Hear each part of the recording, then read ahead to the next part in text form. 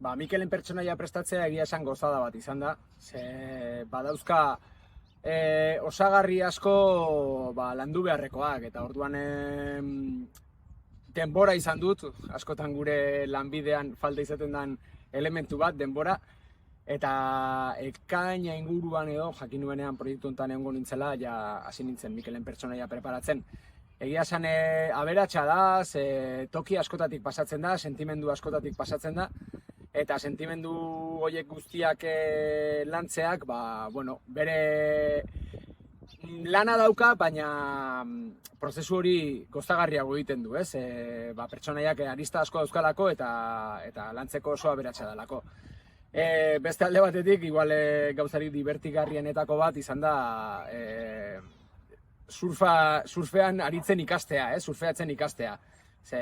Bazen gauza bat inoiz probatu gabe naukana, eta Mikelen pertsonaia prestatzeak horretara eraman nau. Hortxe gabiltza poliki-poliki ikasten, baina dagoeneko ja surfaren bitxitoare sartu zait barruraino eta engantxetuta nau egia esan.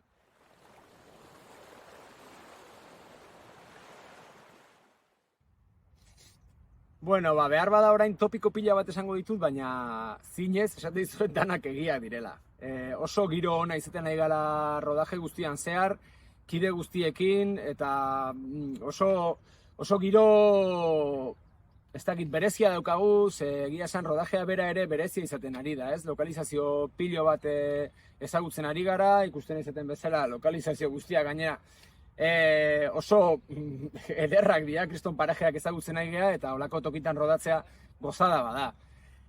Horrek ere, nik uste dut eragina duela taldea kohesionatzeko orduan, jendea gustora egotea, eta inguruarekin ere gustora egotea, eta egia esan taldea hasiera-hasieratik oso batua egonda, konplizidade asko dago gure artean, eta oraindik gelditzen da, rodajea gelditzen da, eta horrek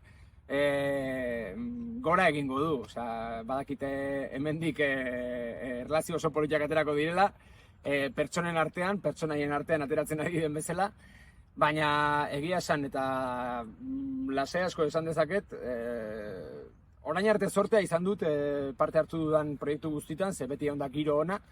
Hori landu beharra dago baita ere, ez da bakarrik sortzen den gauza bat, ni uste denon partetik ere jarri beharra dagoela holako zerbait ateratzeko. Hemen gertatzen ari da, eta hori gertatzen denen egia esan magikoa da.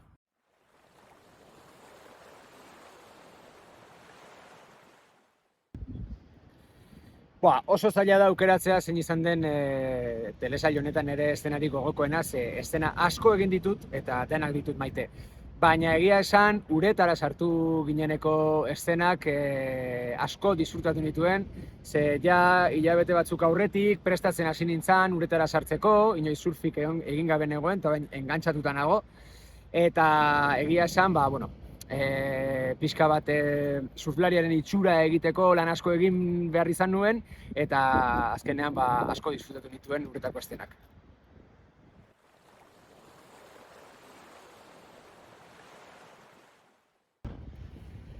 Nolakoa izan da niretzako grabaketa egun bat?